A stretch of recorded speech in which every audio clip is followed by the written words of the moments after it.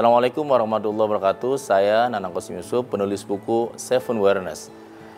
Pemirsa di rumah, saya doakan semoga dalam keadaan sehat, bahagia, dan selalu memiliki antusias untuk menjalankan usahanya, bisnisnya, kehidupannya menjadi pribadi di atas rata-rata. Dan dalam buku saya, Seven Awareness, ada satu kata yang saya tulis, selamat datang di zaman kearifan. Selamat datang di zaman kebijaksanaan. Dalam buku ini saya tulis bahwa sekarang zaman kita memang sudah bergeser dan berubah. Zaman yang pertama pemirsa disebut dengan Hunter Age atau abad pemburuan. Dulu orang selalu hidupnya dengan cara berburu. Kalau waktu kita sekolah istilahnya adalah nomaden, pindah tempat, habis pindah lagi, mencari lagi dan seterusnya. Nah, kehidupan manusia di awal-awal adalah selalu nomaden, pindah-pindah.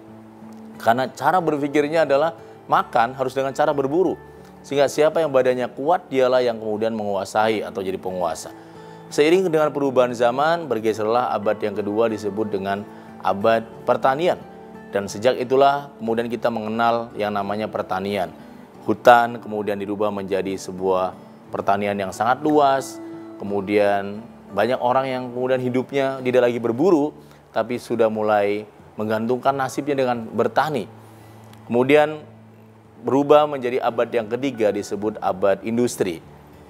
Di sini yang kemudian sering terjadi yang namanya pulang kampung ketika ada orang yang kemudian meninggalkan kampung halamannya.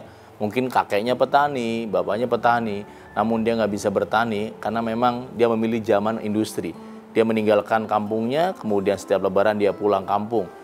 Mulailah kita lihat di beberapa tempat, dari mulai sawah-sawah dirubah menjadi industri, pabrik, dan sebagainya. Dan itu terjadi bukan hanya di Indonesia, di Taiwan, Korea, dan sebagainya.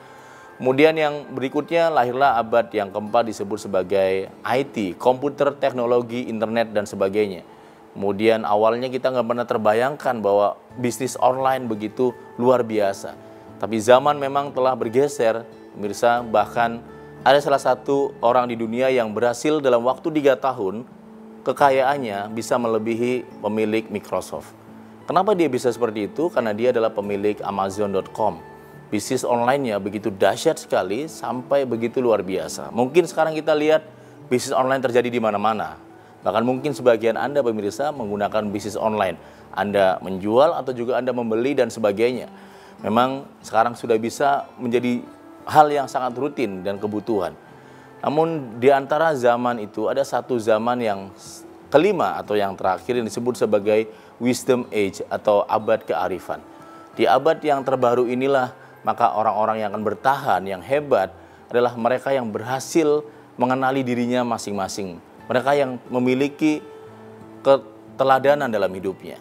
Dan pada ujungnya beberapa riset terbaru, beberapa penulis hebat di dunia barat maupun di timur, mereka menyimpulkan bahwa orang-orang hebat itu adalah mereka yang memiliki salah satu di antara 11 karakter itu adalah kejujuran sejati.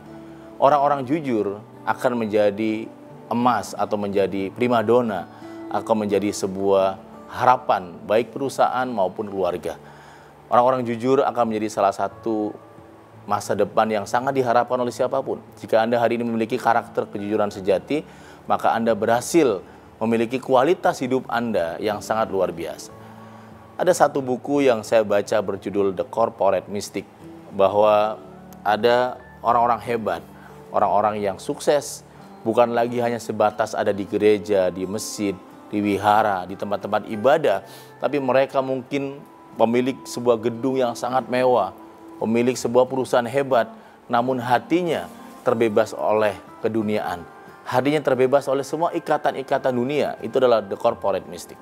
Dalam buku tersebut memberikan gambaran kepada saya bahwa ada beberapa karakter yang akan sukses di zaman yang kelima ini.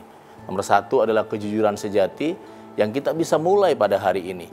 Bagaimana bahagianya ketika pasangan Anda sendiri memiliki karakter ini. Bagaimana bahagianya ketika Anda memiliki pegawai, karyawan yang juga punya karakter ini. Betapa bahagianya ketika Anda memiliki pemimpin yang Anda pilih juga dia jujur. Maka Anda bisa menemukan jalan-jalan kebahagiaan. Itu kenapa penting di zaman yang kelima ini. Yang kedua salah satunya adalah fokus pada kontribusi. Orang-orang yang fokus untuk memberi, bukan fokus kepada menerima. Jadi di zaman yang kelima ini, zaman yang akhir ini, orang-orang yang sebatas menerima, senang kalau dikasih, dia sedang melawan zaman yang sedang berada saat ini. Orang-orang yang selalu membagikannya, membagikan ilmu, membagikan uang, membagikan harta, dia selaras dengan abad baru ini.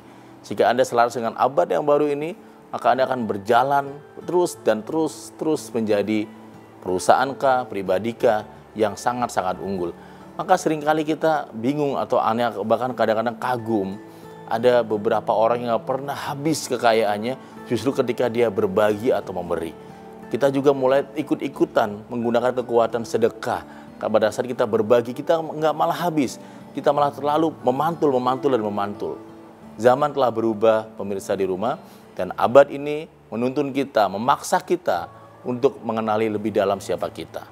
Di quote terakhir saya buat Anda pemirsa di rumah, saya tulis dalam buku saya, dalam quote ini, pada saat kita bodoh, kita ingin menguasai orang lain. Sementara pada saat kita bijak, justru kita ingin menguasai diri kita sendiri. Semoga Anda terus berlatih untuk berhasil menguasai diri Anda, memahami kelemahan Anda, kelebihan Anda, dan akhirnya tidak sibuk mengurusi orang lain dan menemukan pencerahan menjadi manusia di atas rata-rata. Saya Nanang Qasim Yusuf, penulis buku The Seven Awareness. Wassalamualaikum warahmatullahi wabarakatuh.